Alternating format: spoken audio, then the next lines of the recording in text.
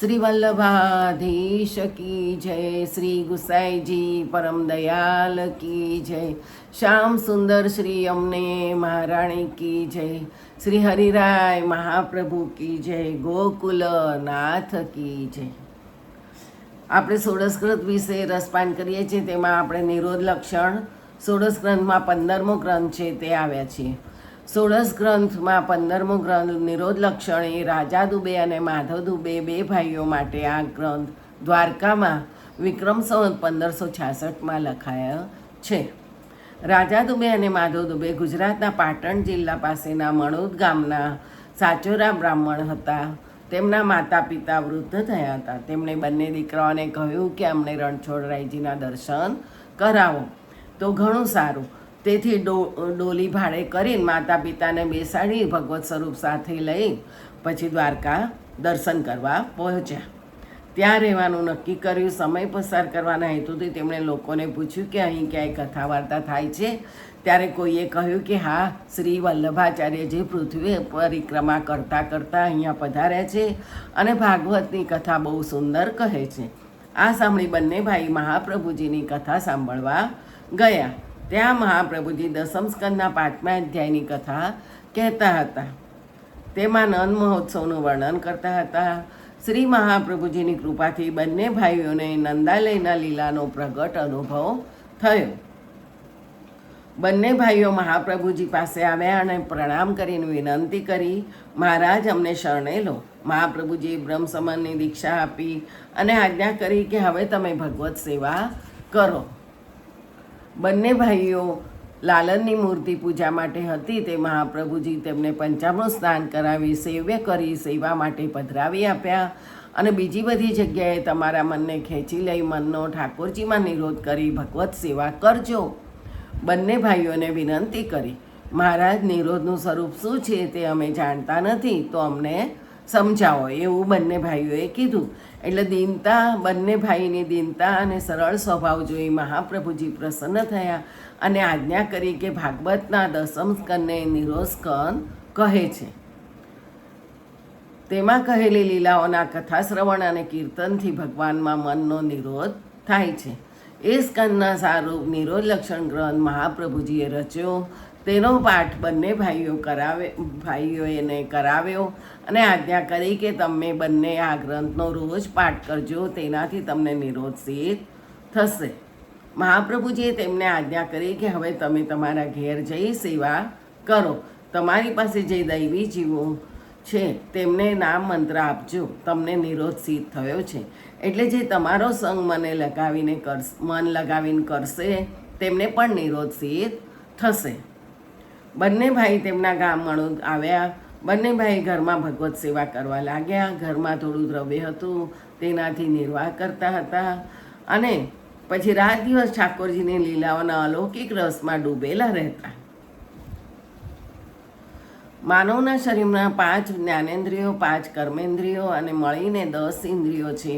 મન, ચિત્ત, બુદ્ધિ, મન અને અહંકાર એ 4 મળીને અંતઃકરણ છે. 5 પ્રાણ છે, 1 શરીર છે અને 1 આત્મા છે. આમ કુલ 17 તત્વો છે અને આ 17 તત્વોની 17 વૃત્તિઓ છે. જે 10 ઇન્દ્રિયો છે એમને 2 વિભાગમાં વહેંચી શકાય: ગ્રહણ કરનારી ઇન્દ્રિયો અને વિસર્જન કરનારી ઇન્દ્રિયો. આંખ, નાક, કાન, જીવ વગેરે ઇન્દ્રિયો ગ્રહણ કરે છે. મળમૂત્રનો ત્યાગ કરનારી 2 ઇન્દ્રિયો વિસર્જન કરે છે.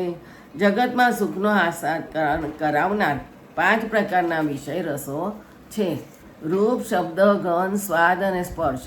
આ 5 વિષય રસો સામાન્ય રીતે દરેક મનુષ્યમાં હોય છે.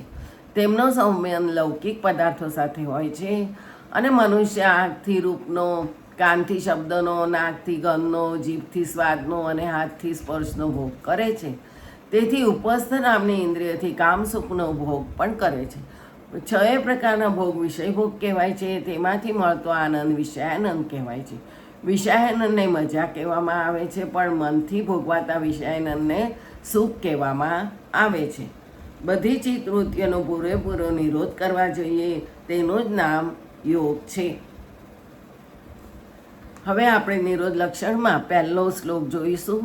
યચ્ચ દુઃખ યશોદાયા નંદાદિના ચ ગોકુલે ગોપિકાનાંતુ યદ દુઃખમ તદ દુઃખમ સ્યાન મમ ક્વચિત.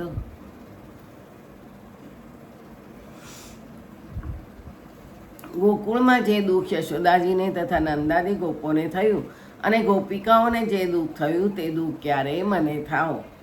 અવિદ્યારૂપ પૂતનાના વધ વખતે લૌકિક વિષયરૂપ શકટને ઊંધું નાખ્યું તે વખતે મોહરૂપ તૃણાવર્તનો નાશ કર્યો તથા એ સિવાય જે લીલા ભગવાને કરીને યશોદાજીનું નંદાદી ગોપોનું અને ગોપિકાઓનું ચિત્ત પ્રપંચમાંથી કાઢી પોતાનામાં લગાડવા માટે ભગવાને કરેલી હતી. તેથી ભક્તોનો નિરોધ ભગવાનમાં થવા માટેની આવી લીલા વખતે જેવું દુઃખ યશોદાજી વગેરેને થયું હતું તેવું દુઃખ મને ક્યારેક થાઓ. મતલબ કે પ્રપંચમાં લાગેલું મન પ્રપંચમાંથી નીકળી પ્રભુમાં આસક્ત થાય તેવું થવા માટે ભગવાનથી વિકુટા પડવા સંબંધીની થયેલી સ્મૃતિ વડે અંતઃકરણમાં થતા તાપથી જે દુઃખ થાય તે અંતઃકરણમાંથી પ્રપંચનો નાશ થવામાં અને ભગવાનમાં નિરોધ થવામાં બહુ ઉપયોગી છે. માટે તાપ કલેશ થવાની ખાસ જરૂર છે. પ્રભુમાં ભક્તોનો ચિત્તનો નિરોધ થવામાં આ પ્રથમ પગથિયું છે. બીજો શ્લોક. ગોકુલે ગોપિકાના ચ સર્વેશામ વ્રજવાસીનામ યત સુખમ સમભૂત તન્મે ભગવાન કિમ વિધાસ્યતિ. ગોકુળમાં ગોપિકાઓને અને સર્વ વ્રજવાસીઓને ભગવાનના સહવાસથી જે સુખ થયું હતું તે સુખ ભગવાન મને ક્યારે આપશે?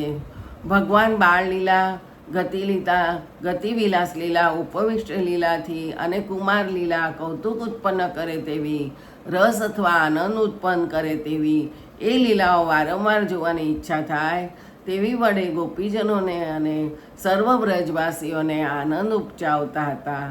તે લીલાઓ પણ પ્રપંચ જગતને ભૂલી જવા માટે અને એમનું મન સારી રીતે પોતામાં નિરોધ પમાડવા માટે હતી. જ્યારે પોતાના સ્વરૂપનું ભાન થાય ત્યારે ભક્તને ભગવાનથી વિખૂટા પડવા સંબંધનું ભાન થતાં જે તાપ કલેશ થાય તે તાપ કલેશથી અંતઃકરણમાં રહેલા દોષો નાશ પામે છે અને પ્રપંચમાંથી આસક્તિ મટી પ્રભુમાં આસક્તિ થાય છે. તેવી સ્થિતિમાં પ્રભુની અનેક પ્રકારની પ્રભુની લીલાનો અનુભવ કરતાં કરતાં મનમાં આનંદનો આવિર્ભાવ ભગવત સાક્ષાત્કાર થાય છે. નિરોધનું પણ આ પ્રથમ પગથિયું છે. ઉદધવાગમને જાત ઉત્સવ સુમહાન યથા વૃંદાવને ગોકુલે વા તથા મે મનસી ક્વચિત. આ ત્રીજો શ્લોક છે. ઉદ્ધવજીના આગમનમાં જેવા સરસ મહાન ઉત્સવ વૃંદાવનમાં અને ગોકુળમાં થયા હતા તેવો મહાન ઉત્સવ મારા મનમાં ક્યારે થશે? ગોપિકાઓ વગેરેનો ભગવાનમાં પૂર્ણ નિરોધ થયેલો હોવાથી ભગવાન મથુરા પધાર્યા ત્યારે ભક્તના ભાવાત્મક પ્રભુ તો ભક્તના હૃદયમાં બિરાજ્યા હતા, પણ તેમના પ્રત્યક્ષ બહાર દર્શન ન થવાથી તન્મય દશાને પામેલા ગોપીજનો ભગવાનના ગુણગાન અને ભગવત લીલામાં અનુકરણ વડે નિર્વાહ કરતી પ્રપંચનું લેશ માત્ર ભાન નહોતું તેવા સમયમાં ભગવાને ઉદ્ધવજીને મોકલ્યા, જેથી ગોકુળમાં અને વૃંદાવનમાં ભગવાનના સખા પધારવાથી દરેક ભક્તના અંતઃકરણમાં આનંદ ઉભરાઈ ગયો. તેવો આનંદ જ્યારે ભક્તોનું અંતઃકરણ પ્રભુ વિષયમાં પૂરેપૂરું નિરોધ પામેલ હોય તો જ થાય. હૃદય તાપ કલેશથી નિર્મળ થયા બાદ પ્રભુ લીલામાં આસક્ત થતાં આનંદ પ્રાપ્ત થાય છે.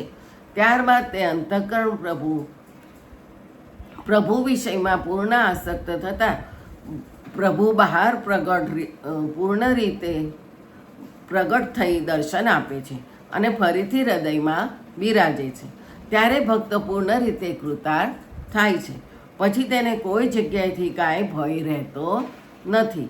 આવી સ્થિતિ થતાં ફળરૂપ વિરહદશા પ્રાપ્ત થાય છે. સંયોગ સુખ કરતાં વિરહદશાનું સુખ કોઈ રીતે ન્યૂન હોતું નથી, પણ ઉલટું અધિક આનંદવાળું જ હોય છે.